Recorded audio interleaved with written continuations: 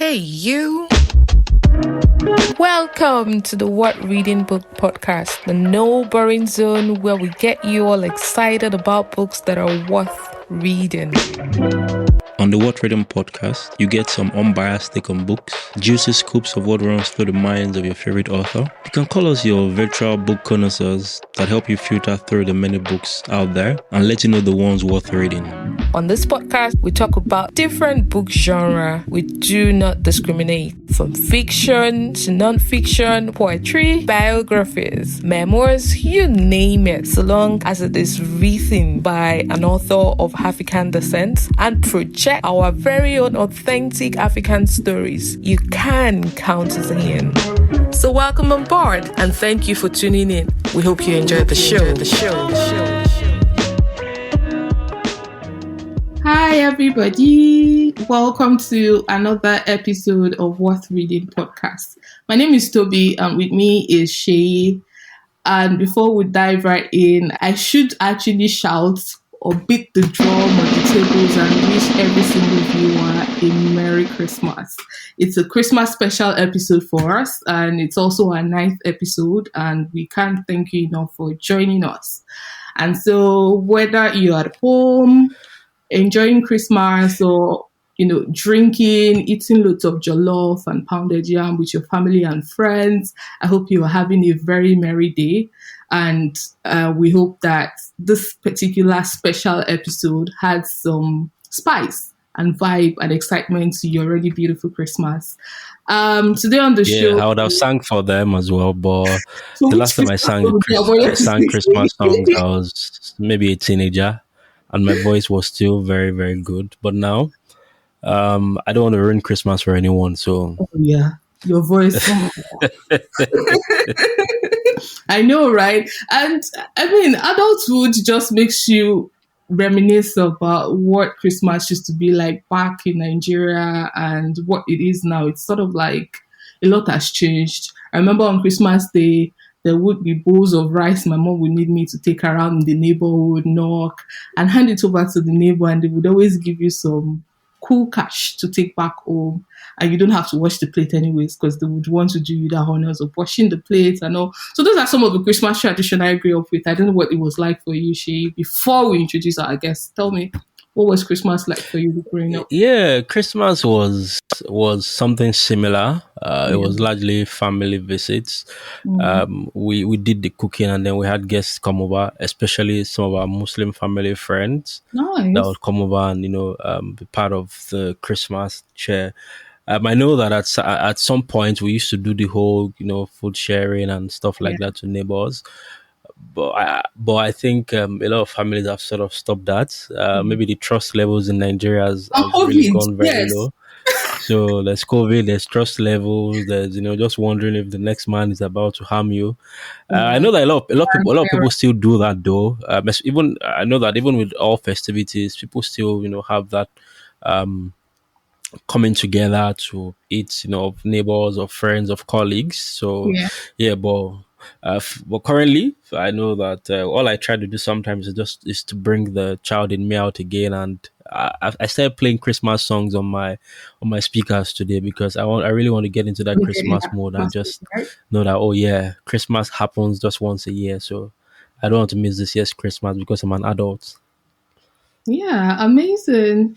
It's so beautiful to hear your own perspective of Christmas, and I know the year and adult responsibility tend to make us forget what the essence of Christmas sometimes, which is supposed to be a season where you bond with your family members, you eat loads of food without guilt. That part I'm always excited about as the certified foodie that I am.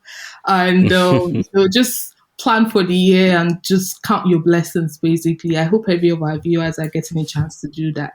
And so before we continue to bore you guys about what Christmas is all about growing up, we would love to introduce our guest and the book in focus today.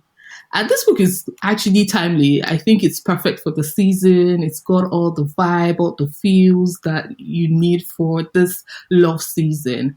And without further ado, the book in focus is titled Love in Winter Wonderland by Abiola Bello. And we've got Abiola Bello here with us. Hi, Abiola. Lovely to have you here. Hi, how are you guys? Oh, good. Merry Christmas. Good. Merry Very Christmas. good. Merry Christmas. I thought you were going to start singing just then. Well, Tobi can try. I wouldn't. I can't sing to save My voice is not that. My voice is not that bad, actually. I think I just save it for very, very, very few occasions. So This is a don't worry. few and very happy occasions. I feel like, But I sing more in the mornings. In your best friend, I can imagine. Anyways, very quickly, we're going to let you in on a few details on who Abiola Bello is and what our book is about. Usually, we ask our authors to introduce themselves, and everyone always plays it safe and humble and don't like to toot their horn. But let's see if Abiola actually, breaks down.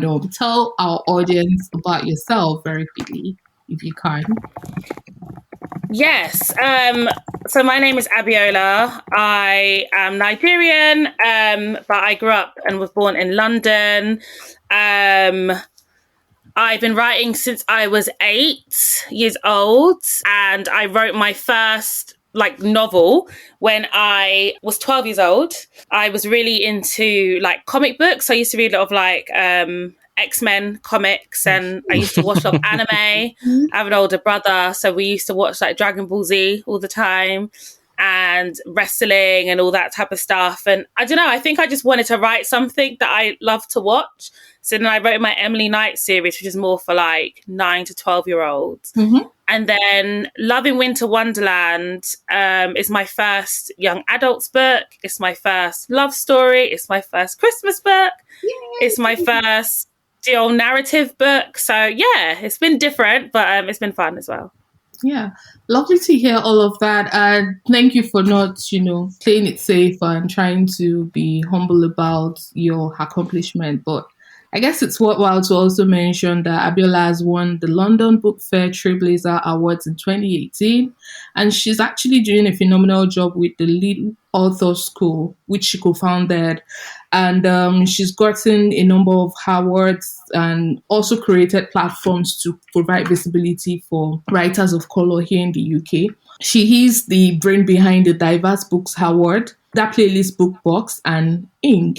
Abiola has appeared in Cosmopolitan, Female First Magazine, The Mirror, BBC Extra. I could go on and on. So talk about having a celeb and someone who Abiola, can I get an autograph? Yes, please. Oh, stop it. My name or somewhere on my body or something, It's so lovely to have you here, and your book is such a beautiful one for the season. I'll quickly talk about what really attracted me to it. I guess on so many levels, I kind of connected with the major characters because Trey and Ariel's story seemed to be one that resonates with my real life experience as a person. Shout out to all the booksellers out there. I love how the book, lately when you read fiction or fiction written by Nigerian authors, no disrespect to any of them, because I feel that they are doing a phenomenal job in that space.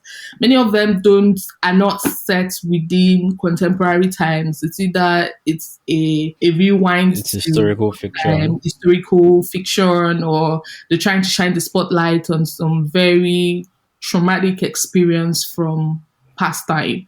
And so reading a book where, there are so many allusions to TikTok, to Instagram, I'm like, wow, this is like a 2018 or 2021-ish kind of book. And so it's quite relatable for me. And the fact that one of the major character is the son of a bookseller made me feel that, this connects so much with me. I had a few reservations about the fact that, it's a young adult fiction, and not in a bad way. I wasn't too sure of what to expect. I know that when adults read your YA fiction, they kind of like, it's either a hit or miss. There are times when it's too, and there are other times it's like, oh, I kind of love this. I mean, I watched, I'm a huge fan of Nicola Yoon, and a couple of other exciting YA fiction authors fascinate me. But I wanted to find out if for you it was a genre you chose to focus on right from day one, and YA fiction for you. To be honest, I usually write children's books or like middle grade fiction to 9 to 12. I do read a lot of YA. I think my issue with YA is it's too big in the UK. YA starts from age 12 to like, I don't know, like 21 or something random. It's like really big. So some YA you read is more like teenage, and then some is really like grown, and it's too big. So I can see why people can get a bit. You can read like 5 YA books, all very different ages, and that's kind of weird. But I never really thought I could write a YA. I did actually write one. And it didn't sell. No one brought it. I got an agent through it. I got my current agent I got with that book, but it didn't sell. How many copies did you sell? Oh no, like no publisher brought it. Like no one wanted to publish it. Like it just didn't. Oh, really? Okay. We had very conflicting feedback. Some people were like, I love the characters, but I don't like this bit. Then other people were like, I love this bit, but I don't like the characters. And we were like, okay, what does this mean? So, and then one publisher house said, we want it, but can it be more like this? So I changed it to what they wanted, and then they never got back to us about it. Wow. We never heard anything about it. Yes, that was fun. So then I was like, do you know what? I don't think YA is for me. That's fine. I will stick to my kids, and that's good. And then I don't know how this even came about. I think we were talking about like my next steps and like what book I should write next. And then we were talking about Christmas books and the lack of content with Black people in it. In film, but in books it's like pretty non-existent, and love stories at Christmas, and we couldn't think of any. And my agent's like, why don't you write one? I was like, oh, the last one didn't even sell. And she was like, no, I think it could do well. She's like, if you had to write one, like top of your head, what would it be about? And I just said about this guy called Trey, works in a bookshop. I just kept with this whole thing. Why? And Ariel wasn't... Huh? Why was it a bookshop for you? Why do you have like a theme, or maybe someone inspired the choice of, making sure that the major character was like the son of a bookseller? Because that's like a very quite unusual. I mean, did that come out of your personal love for books, or you've always known someone who worked in a bookshop or owned a bookstore? I'm just curious. No, maybe it was subconscious because, I run a publishing house. Okay. So we obviously work with bookshops. But I think it wasn't even that. I think I just wanted a Black-owned business. And, the Black Lives Matter movement had happened like in 2020. I remember that's when I saw about a lot of bookshops, like basically talking about who they are and that they've been there and stuff, and there were so many I'd never heard of. So maybe subconsciously that was in my head. So I came with the idea of Trey, and Ariel was in there, but it was actually just going to be Trey's story because I'd never written a dual narrative. And then my agent said, okay, so Ariel needs her own storyline as well, so what will happen with her? And I was like, oh, should it be a dual narrative? She said, oh, I thought that's what you were going to do. And I was like, well, no, but I guess, I could try. So then I was like, okay, Ariel could be an artist and blah, blah, blah. And then she was like, okay, write it. And I was like, oh, okay. And I just was like, let me try and write it. And that was kind of it. Yeah.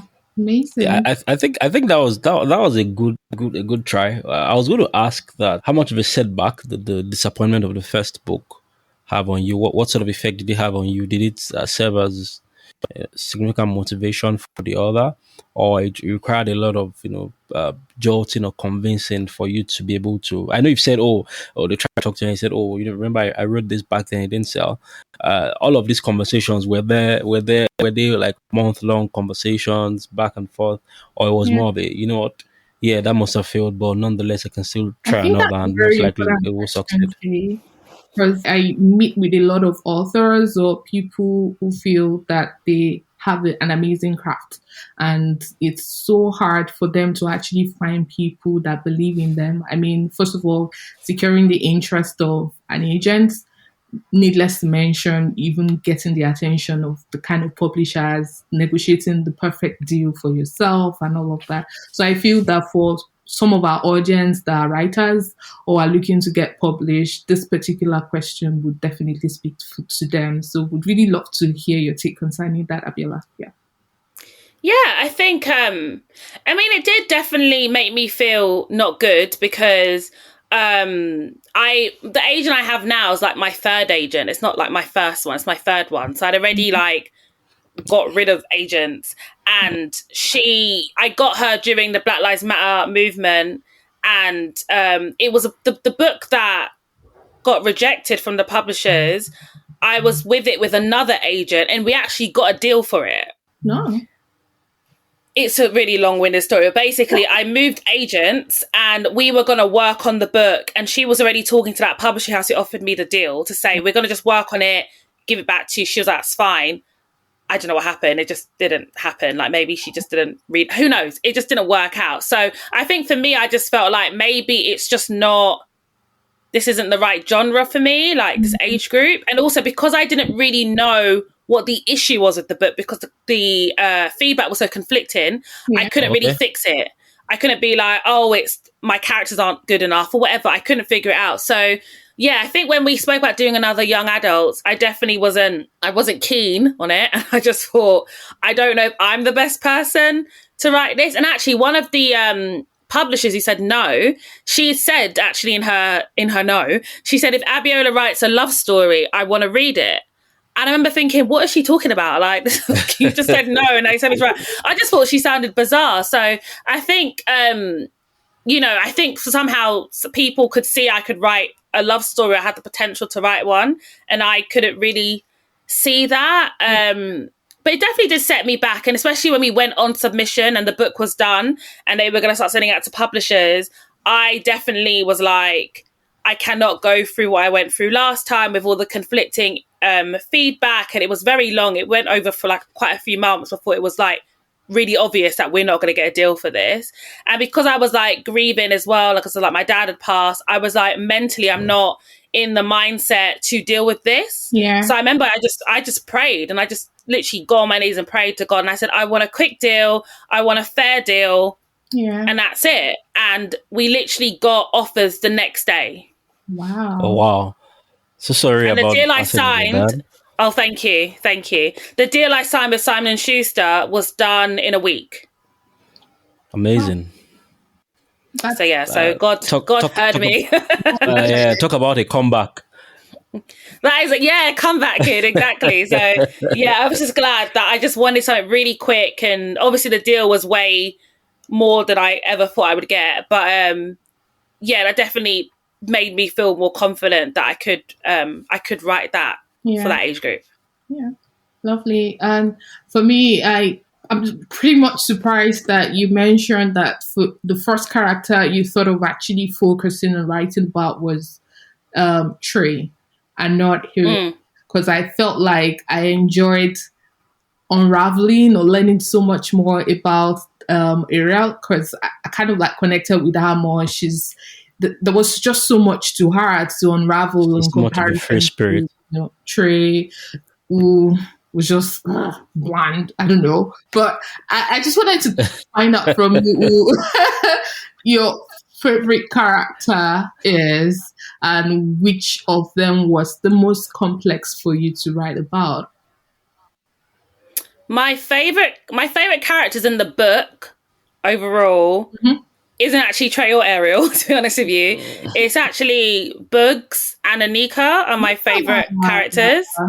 I thought as much. Yeah? Yeah, they're like my favorite ones. And the one who was the most complex. Yeah, I like it. Well, yeah.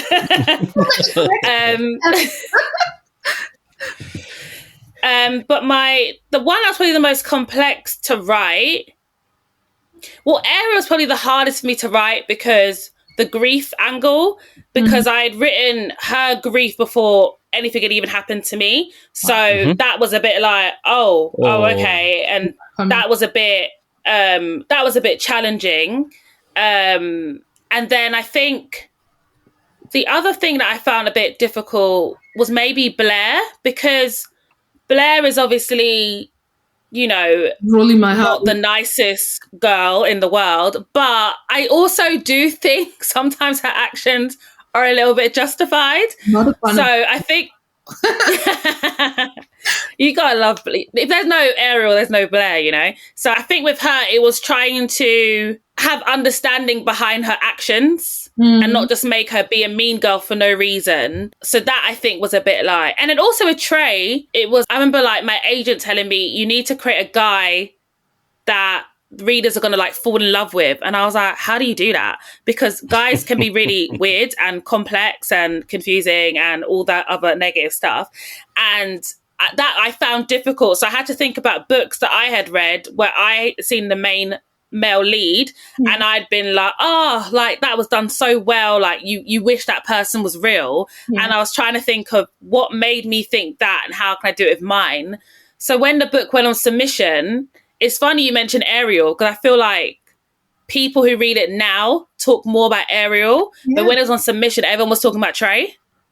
And that's like really interesting. And a lot of people were like, I wish Trey was real. So I was like, oh, okay, so I done it then. So that was good to know that I somehow made him something. I don't know.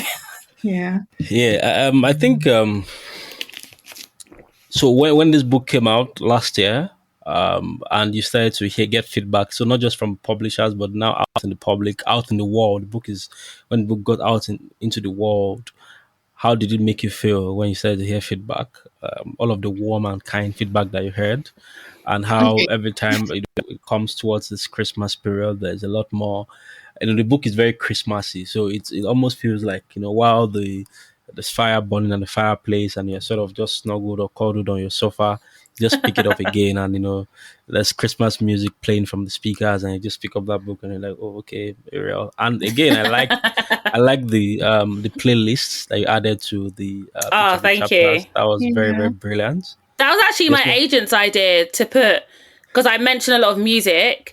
And I always make playlists for myself. And she said, why don't you have playlists as a chapter heading? So that's Ariel. And I was like, oh my God, yeah. And then I was like, oh my God, what if I did Black artists, like Christmas songs? So she was like, perfect. But then that was the hardest part of the book, because I didn't actually know that many Christmas songs by Black people. And ones I thought were by Black people weren't.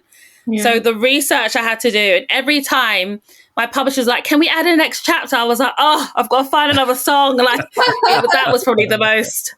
That was really quite challenging, actually, was the playlist. That was really, that's probably the hardest part of the book. How did you feel like, getting all of this feedback about the book, and how has that made you feel going into or preparing for another book?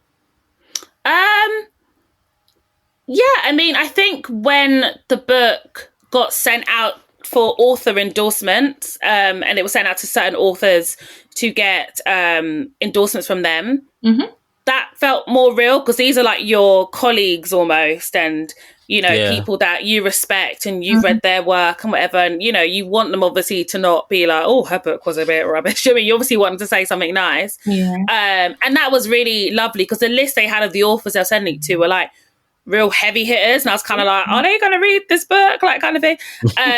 But yeah, that really got me really excited, the feedback. And then, you mentioned W.H. Smith earlier. W.H. Smith actually quite early on decided to take like thousands of copies of the book and put it in their stores. They have like this TikTok made me read it thing, and they basically had it all over around the country, which was brilliant. Cool. And then it got sent out to early readers, and the responses were really positive. And I think it makes me feel good, because this book is for me, it's quite complex in how I feel. So when I see that it's resonating with people, it's really lovely. And I think readers sometimes can overcomplicate a book. And obviously everyone's opinion's valid, but Certainly. Sometimes they read too deep into it, and it's like, I'm not being mean, but my book isn't that deep at all. Like, honestly, it literally is what it is. There's no hidden message. It's just literally, I literally wasn't even in the mindset to make it deeper than that. It just is what it, I saw this girl write this whole blog about Ariel's weight and this and that, and I was like, it's not that serious. It literally is just this and that's it. Like, just make up a whole storyline. Or this other girl made this comment about, like, why isn't it got more I can't remember what she said, but it was like, why didn't it have more this and that? And I was just like, girl, you go write the book you want to read. Like, it's just like, it's just like, it's not that serious. It literally is a Christmas book with two teenagers trying to save a bookshop. That's literally all it is. Yeah. That's it. Simple. So I think it's also very good when books take on a life of its own, when characters in books now take on a life of their own in the minds of the readers. I think it then shows that you've sort of done a good job, because in many cases it's annoying. It's annoying because they're coming at you like, like offended by certain things. And I'm like, first, the things you're saying didn't, one, even happen in the books. I think you've actually just made it up. And two, it's like, it's not that serious. If you, like, I can recommend authors who write super deep, mind-boggling things that will challenge your thinking. This book, it's just a nice love story, and that's it. So yeah, sometimes I just think you're just doing too much, like, with the thinking. It's not that serious at all. Any plans to have it in other languages? Yeah, I know there is a German edition coming out next year. Nice. And a Polish. Yeah, that's what I know so far. If anyone in Nigeria wants to buy the rights to the book, can you get on it, please? Thank you very much. Yeah, talking about rights, how about having it on TV, Netflix? Again, any producers out there that want to make a Christmas love story, can you get in touch, please? Like, it's available to buy if you want the right. So, I mean, fingers crossed that will happen for it. I've got my fingers crossed for it. So yeah. I what's the word now? Reading this book for me was like a Christmas treat, because it was like, for every chapter, once I see the playlist, I just go on my Spotify and play the song while I read the chapter. And the beautiful thing is, it's almost like you time the number of minutes of each song to make sure that the chapters are not too lengthy. You can It's not that deep. It's not that deep. Again, exactly. It's like, who knew? I had no idea. Honestly, I felt it's not that deep. Yeah, it felt really good. So, I mean, I just wow, I didn't know that, so that's really cool. You can go back to check it. So, and it just makes a whole lot of sense. And I'm just curious to find out if there's like a Spotify playlist or playlist somewhere for all of the songs. There is one. There is actually. Simon and Schuster made one, and it's on my social media, in my your bio. What's it called? Bio. Thank you. The link, you'll find it there. There's only one song that isn't. It's like the Rihanna song isn't, because I don't think she put it on Spotify. So that's the only song that's not on there. Yeah. Lovely. Yeah. My next question is going to be a bit more about how you touched on the issue of grief. So I know perhaps talking about it on a day such as this one isn't the best thing to do, but I felt like it's the harsh reality of life that at this particular time of the year, especially on a day like this, a lot of people would find themselves trying to think about the type of year they've had, and it's oftentimes like a bumpy one for so many people. Like, there's been highs and lows, and so, and for someone who also, while writing this book, was kind of like grieving, I'm just wondering if you've got like words to say to help people process that particular season or moments that they might find themselves. Might seem a bit unrelated to the book, but I just feel this urge to really shine the spotlight on that, because Personally, one of the biggest lessons I learned this year is how to find joy even in the midst of chaos. Like, you might go into some of the hardest times, but you still need to lash on few moments of joy in between and make sure you're not losing hope or joy in between. So what would be those words you would have for someone kind of like grieving or having a moment during this particular time of the year?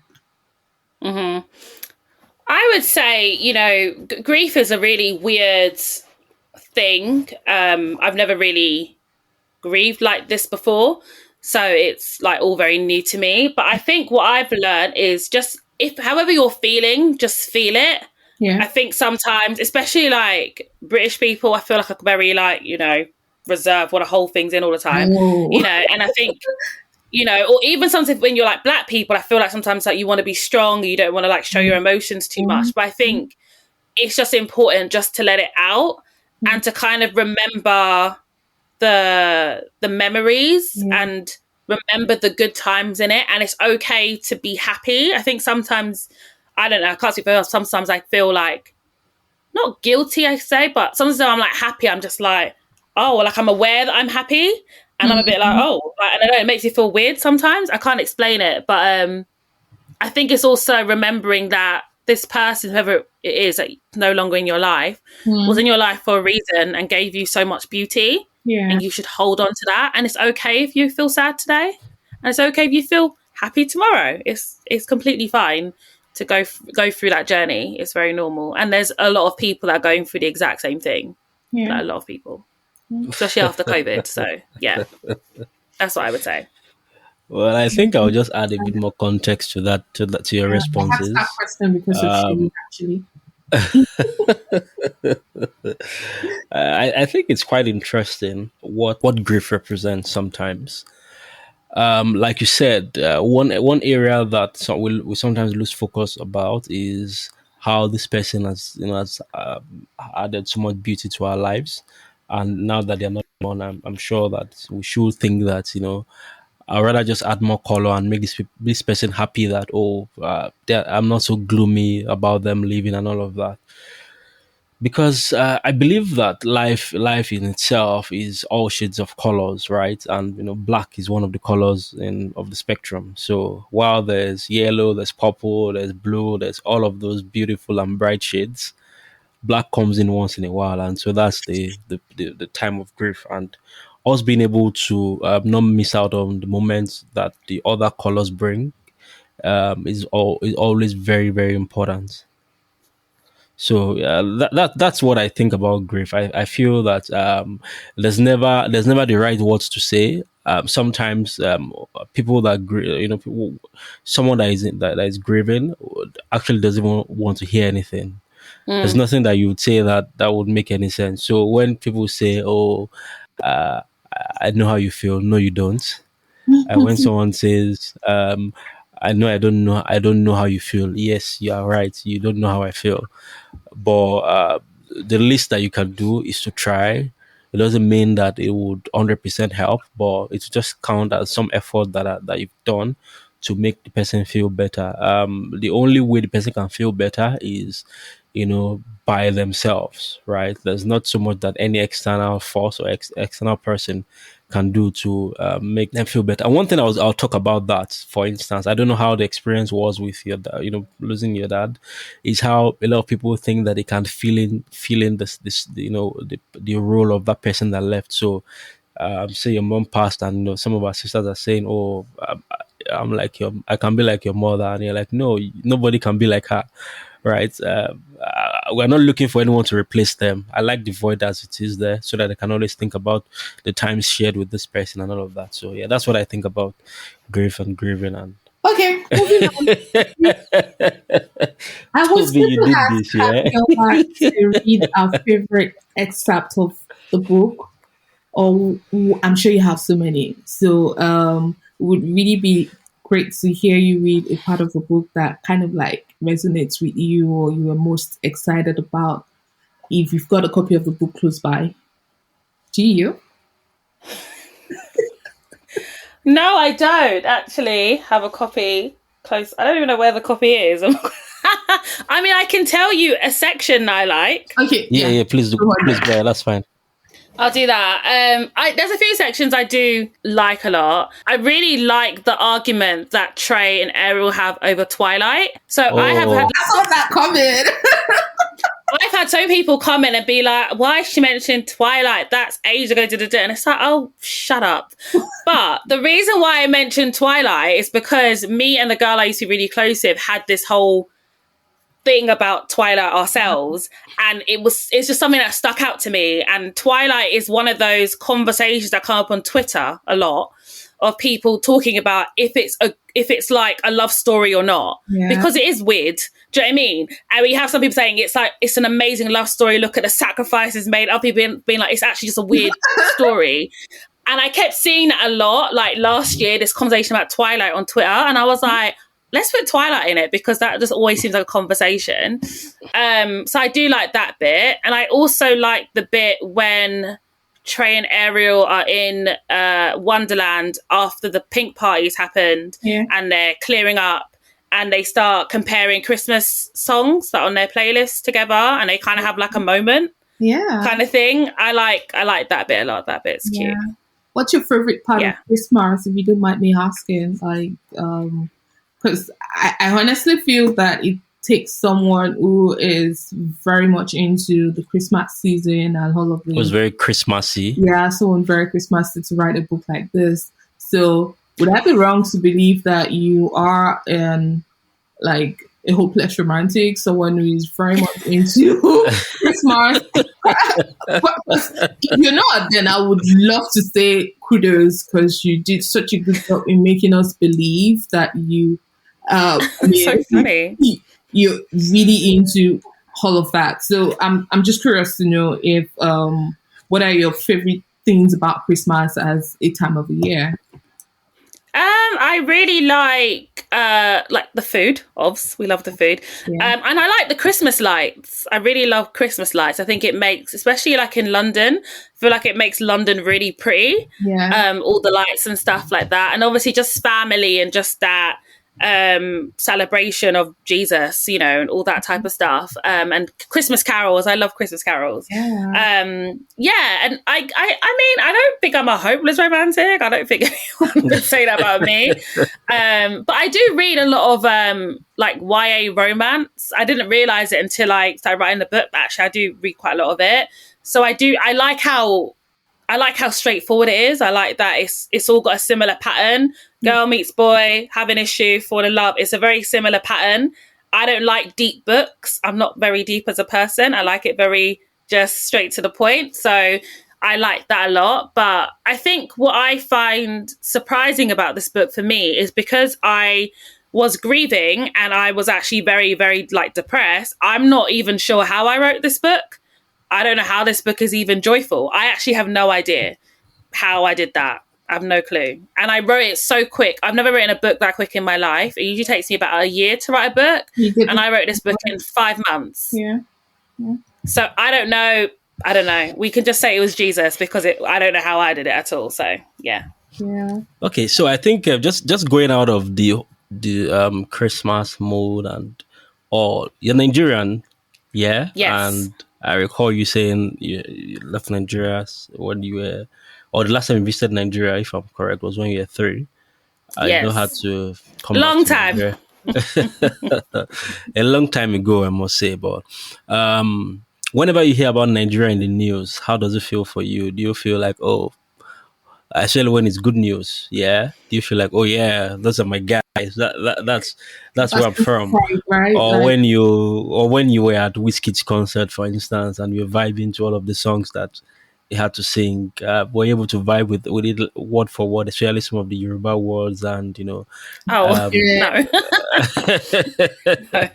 remember we watched Wizkid. He did after the concert in London. He did like I think the last night he filmed it. Yeah, the YouTube. So I was telling my Yes. mum. So I was asking her to translate what what he was saying on some of the songs and stuff. So that was quite fun. That was a fun little, well, it was fun for me, probably not for her, but it was fun to kind of hear, oh, that's what that means. Oh, okay. Because sometimes you're just saying the words and you don't even know really what you're saying. Or I don't know what I'm saying anyway. So what does Nigeria mean to you? Does Nigeria mean anything to you still? Or it's just oh yeah, my parents are from there. I think I know the flag is green, white, green. I know they sometimes have players in England that are from Nigeria, and that's about it. No, I think for me, I mean, I grew up in a household with Nigerian parents. I'm Nigerian. My whole family's pretty much Nigerian. We eat Nigerian food. There's Nigerian music. Oh yeah, we'll come back The to that. culture is around me all the time. Even though my parents never taught us to speak Yoruba, which I don't know why they didn't do that. I don't know. But, that's something that they spoke all the time, and like family that come around would speak it. So, I definitely feel very proud to be Nigerian. I love the rise of especially a lot of African creatives that have been coming out recently. That's been amazing to see how the world has kind of taken that and embraced it. And I feel like everyone who's African, I feel like especially West African, seems to have a bit more of a ownership of who they are. Okay. Yeah. Because I feel like it's something that is really celebrated now on a level that it wasn't before. That's what I think. I feel like those of us who are born and raised here, in London especially, I feel like are more like wanting to understand their culture for themselves, not based on what their parents say or whatnot. But yeah, I mean, I'm always very proud of Nigeria. I mean, obviously, when you hear, stuff that's not so great, that's obviously not not amazing. Yeah. But that's across the board for anything. Yeah. But, if Nigeria had gotten into the World Cup, I would have definitely supported them. They did not make it this year, so I supported Morocco.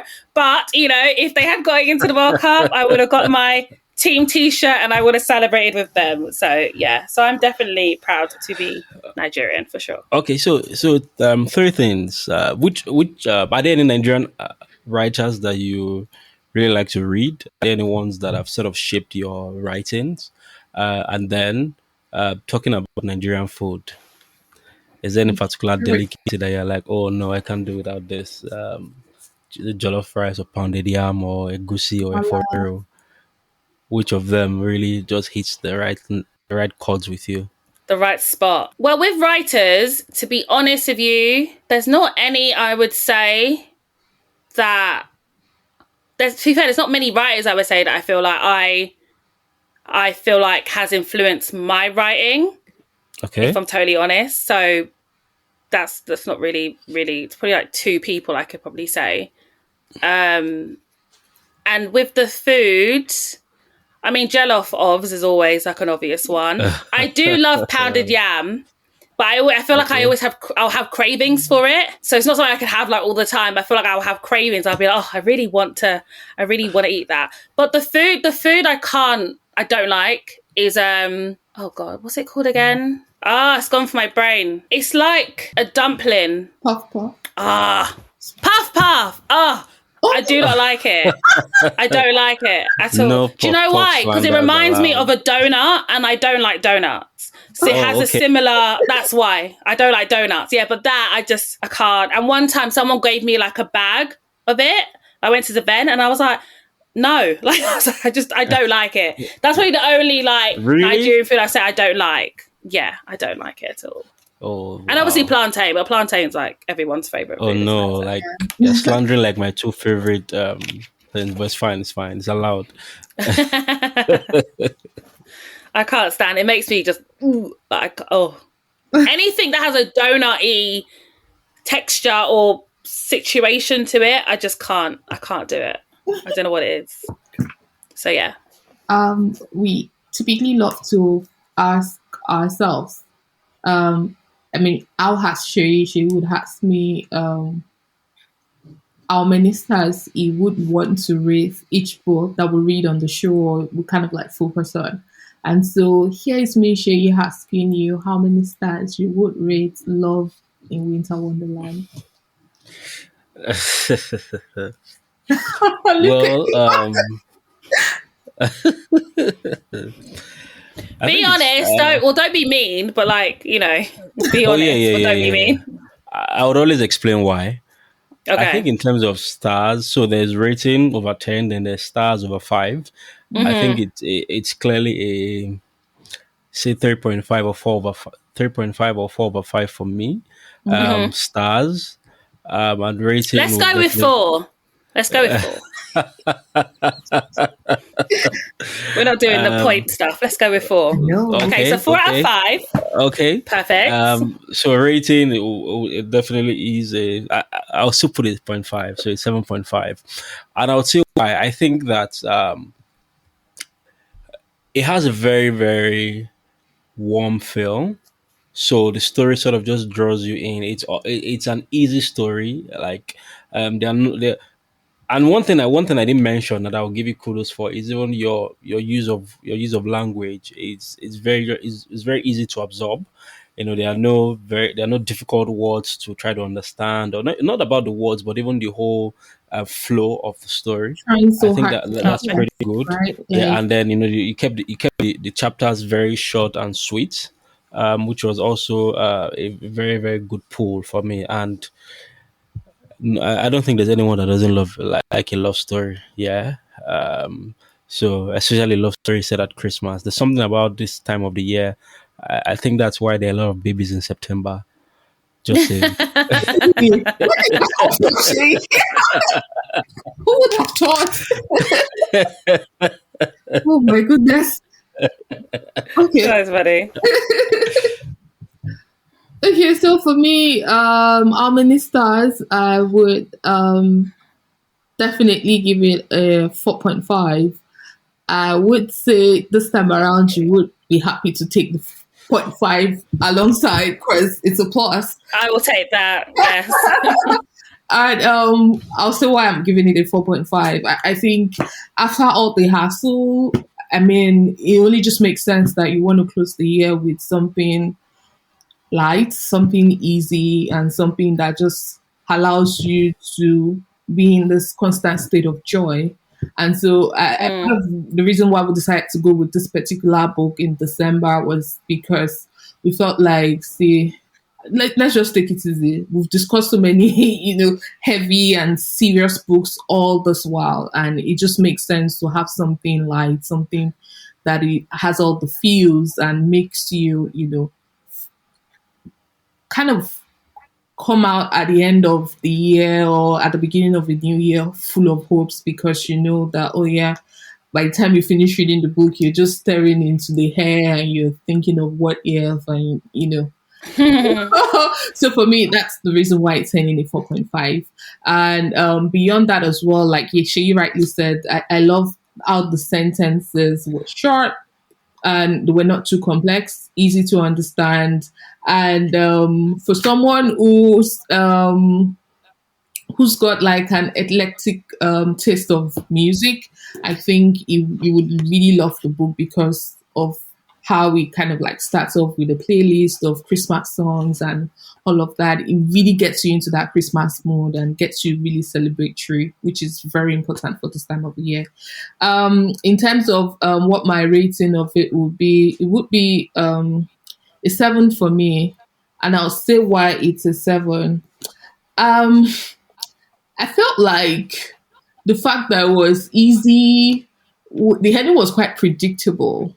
Yeah, of course, I definitely knew that there was absolutely no way a book about love or something like this would not end on a good note. It's comedy, and so yeah, the mere fact that I knew that this was how it was going to pan out.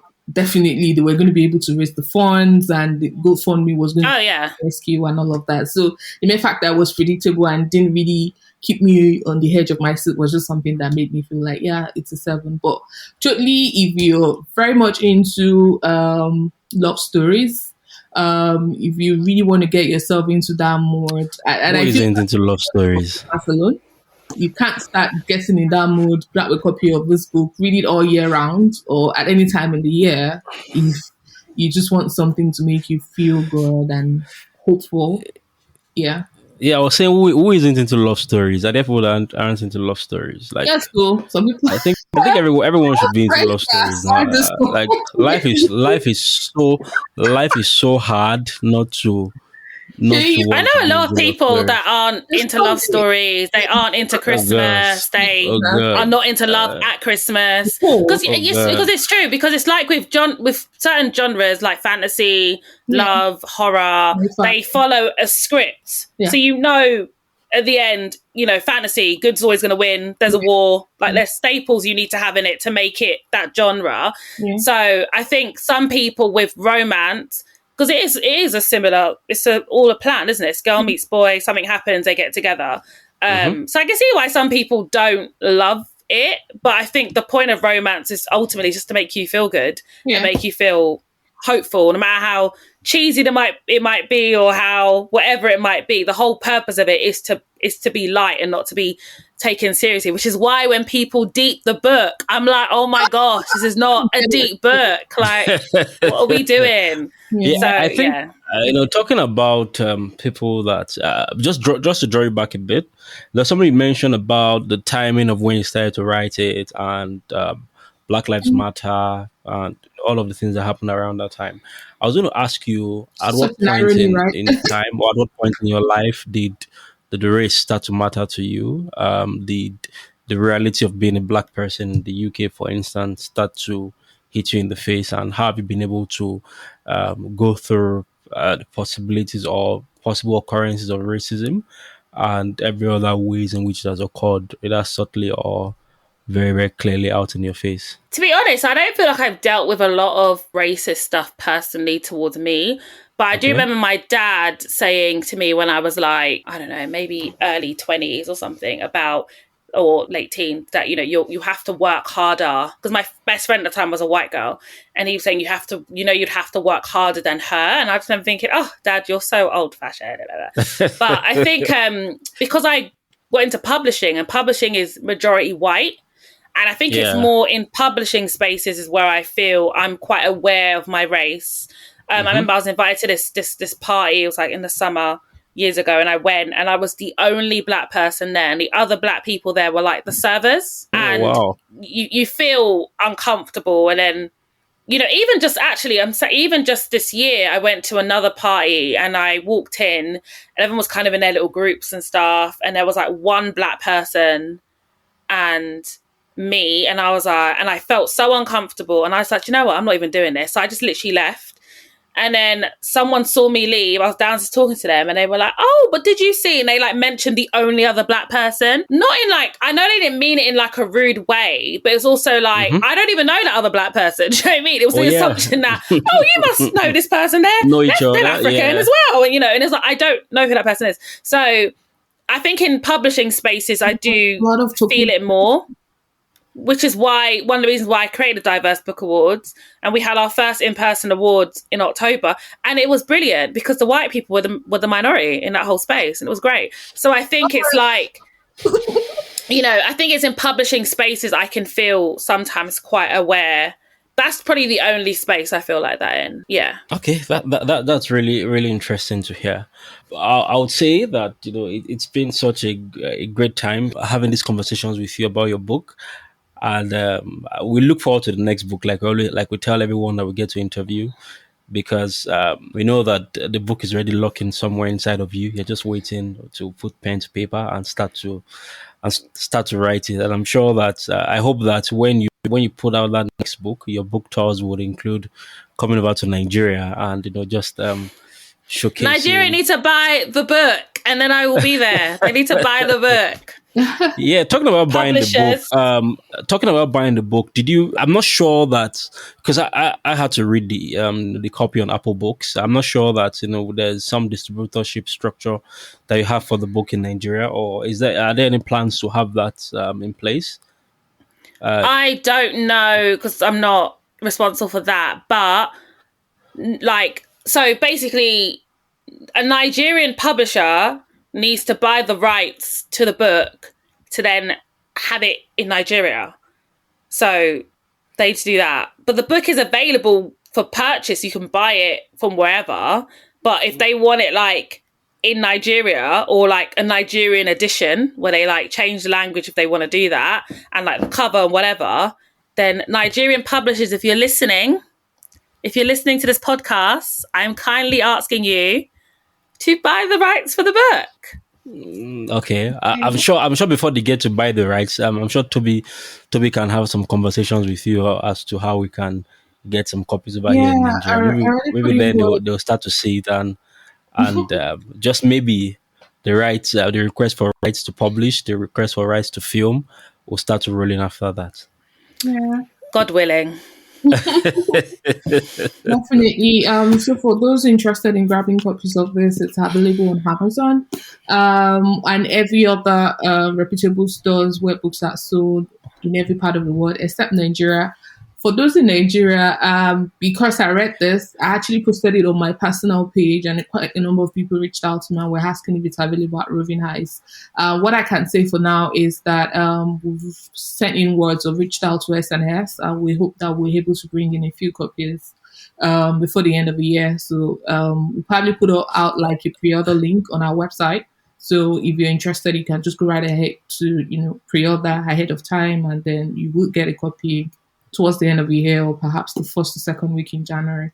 But yeah, Love in Winter Wonderland is a book you can read at any time of the year if you want that feel good, vibe for yourself. So on that note, we've come to the end of this episode, and God willing, the next time you're going to be hearing from us will be in 2023. It's been such a ride with you guys in this year. Thank you for sticking with us, for the downloads, for the feedback, for always being such amazing listeners. We do this for you. We do this because you keep cheering us on, and we can't thank you enough for such an amazing 2022. So here is wishing you a happy new year and an incredible 2023, and hope to catch you on the other side soon. Seyi, final words?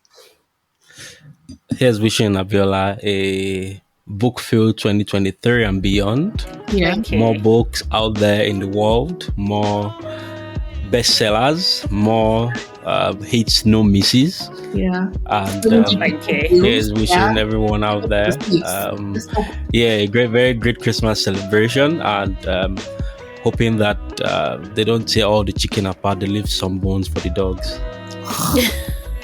Bye, guys. Oh, God.